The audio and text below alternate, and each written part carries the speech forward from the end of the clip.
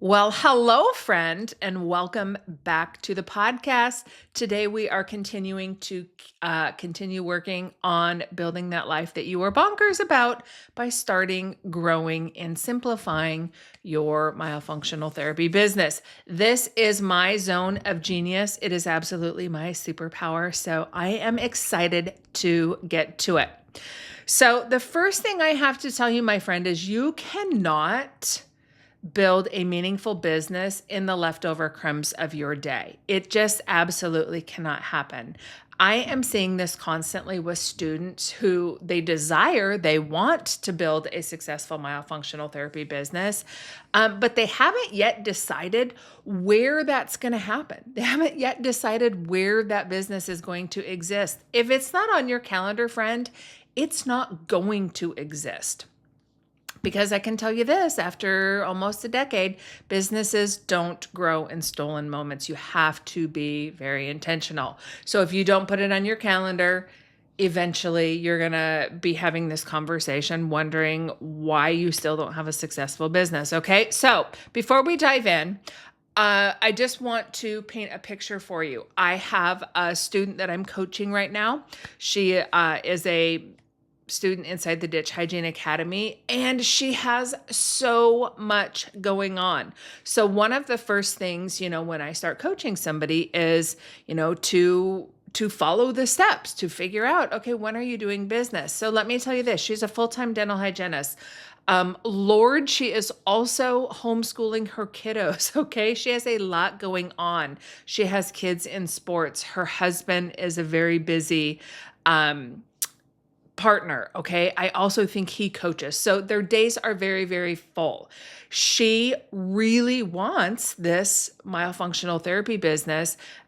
She has a very big financial pressure for it to work.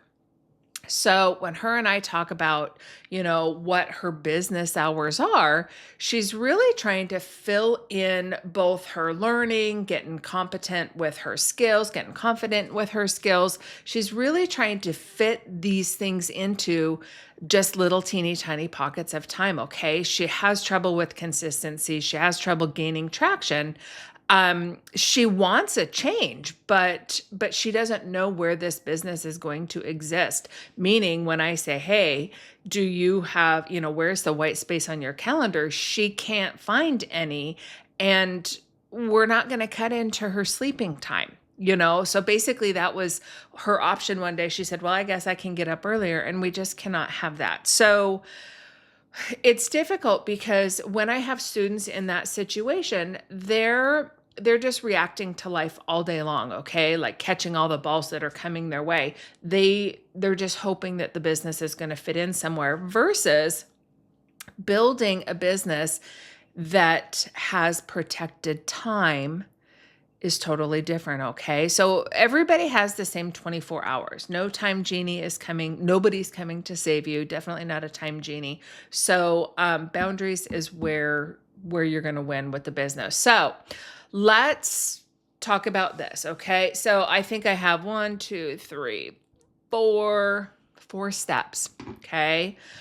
The first step is to define your business hours. I bet this doesn't surprise you. So when does your business exist? If you are just starting out right now, yes, I'm very aware that you have nothing in that space. That's totally fine. This is what I call butt in chair business hours. Okay. This might be 2 hours. This might be 10 hours. The amount matters less than clarity. But I will say this, I really think you have to have 3 hours at least to gain traction and get building your business, because there's a lot of moving parts. You cannot decide to what you're going to work on until you know when you're going to work. Okay. So defining your business hours. So for me, I know that I can look at my calendar right now and see I am working Wednesday, 10:30 to 5, and I am working Friday, 10:30 to 3:30. Okay. So if somebody asked me at the store, I could answer that. So that is important. Okay. What are those hours going to be? Then step number 2, you're going to protect that time like tiger time. So this goes on your calendar. Okay. On my calendar, it says client fulfillment hours, and it's blocked in. So when I say I want you to protect this time like tiger time, this is non-negotiable. Okay. Not if I feel like it, not after you have served everybody else. Okay. This is focused, protected time with real boundaries. My husband is at home with me. Okay. And every single morning, it's like, okay, goodbye. I'm going to work. I will be back down at noon. And at 1 o'clock, I say, okay, goodbye. I'm going back up to work. I will be back down at 4:30 or 5, whatever it is. Those boundaries are there. He's doing his things all around the property. I could be sitting out on the patio, enjoying the afternoon with him. I'm not. Those are business hours. And I do protect them like tiger time. Step number 3 is to know your hours so that you can speak with confidence. So like I just mentioned, if I was out at the store and somebody asked when I see clients, you want to be able to speak with confidence. You already know the answer. I see clients on Wednesdays and Fridays. Okay. No waffling, no sounding unsure. You make yourself sound inexperienced or like a flake if you don't know when you're seeing clients. I have been at weddings. I have been every place that you can imagine where somebody asks me where I see clients, and I can tell them exactly. Boom, boom. Okay. Set your hours. I had a colleague several years ago who was struggling to grow her business, and my business was just going bonkers. And I asked her when her business hours were, and she said, well, I don't know because I don't know what Susie's volleyball schedule is going to be next week.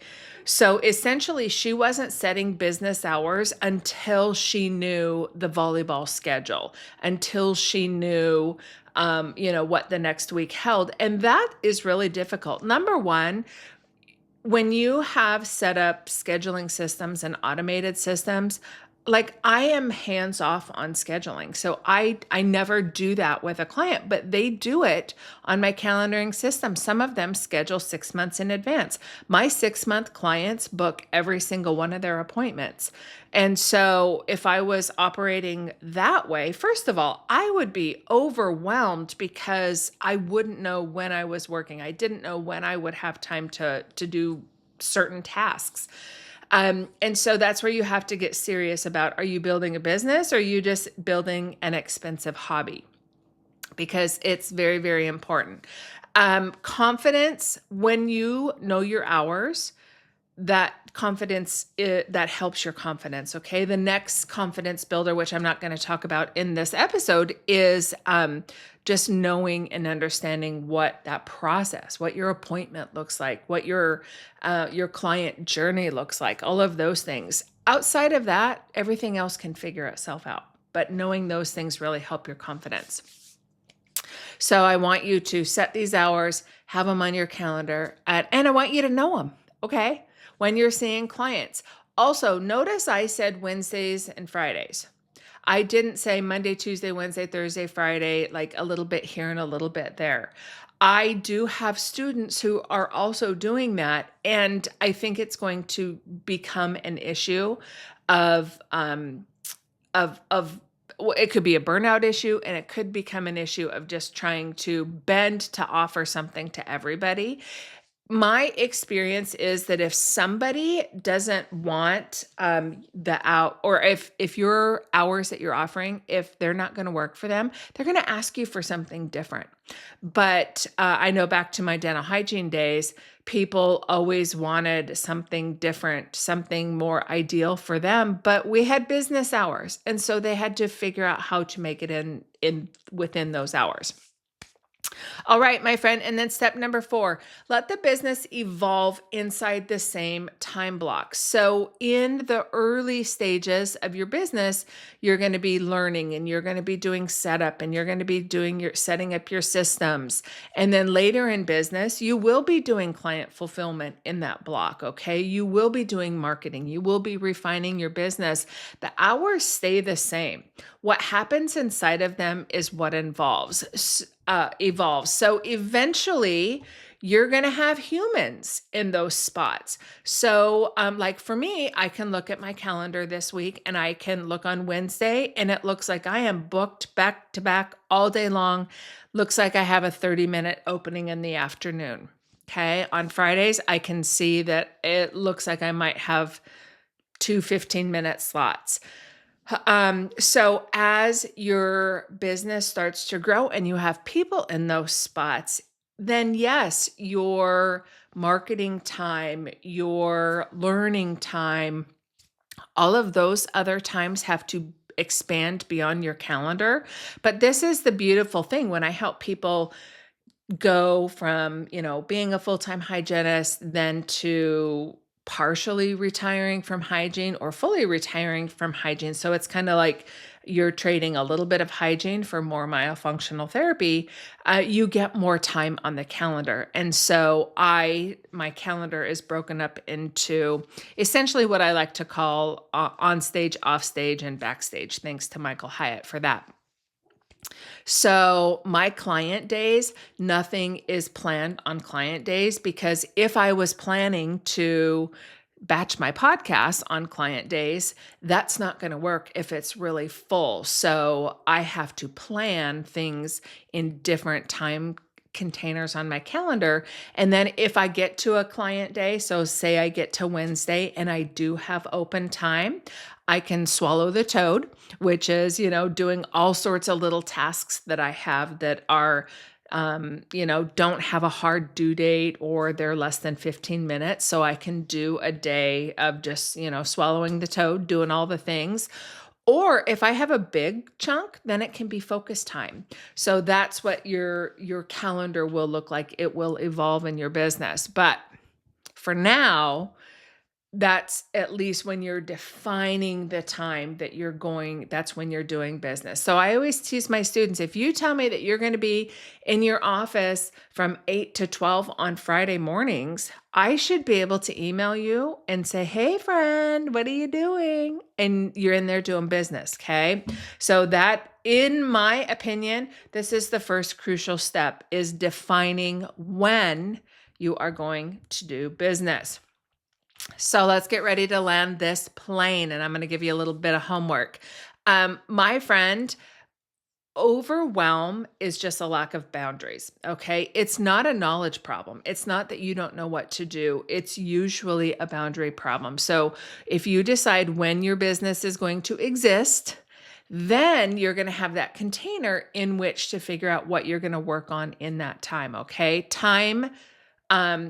Having that time claimed creates momentum for you. And that momentum is what creates clarity.